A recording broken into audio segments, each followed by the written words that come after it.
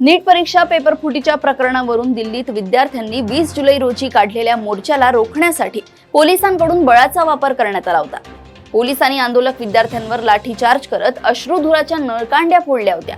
यावेळी काही विद्यार्थी जखमी देखील झाले होते।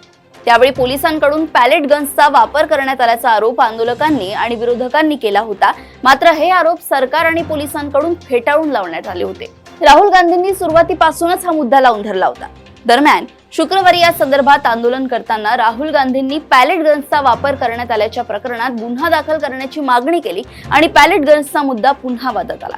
या प्रकरणी गुन्हा दाखल करण्याच्या मागणीसाठी राहुल गांधी हे पीडित विद्यार्थ्यांसह दिल्लीतील संसद मार्ग पोलीस ठाण्यात पोहोचले। जोपर्यंत पोलीस गुन्हा दाखल करत नाहीत तोपर्यंत पोलीस ठाण्याच्या बाहेर आपण ठिय्या आंदोलन करणार असल्याची भूमिका त्यांनी घेतली।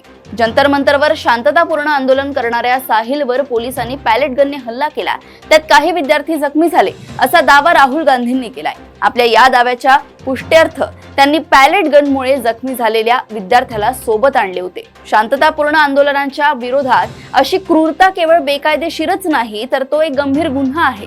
याबाबत गृहमंत्री अमित शाह यांनी कोणतेही स्पष्टीकरण दिले नाही, तसेच पंतप्रधानांनी देखील माफी मागितली नाही असा आरोप राहुल गांधींनी केलाय। एकूणच राहुल गांधी आता सरकारला संसदेत आणि संसदेबाहेरही धारेवर धरत असल्याचं दिसतंय।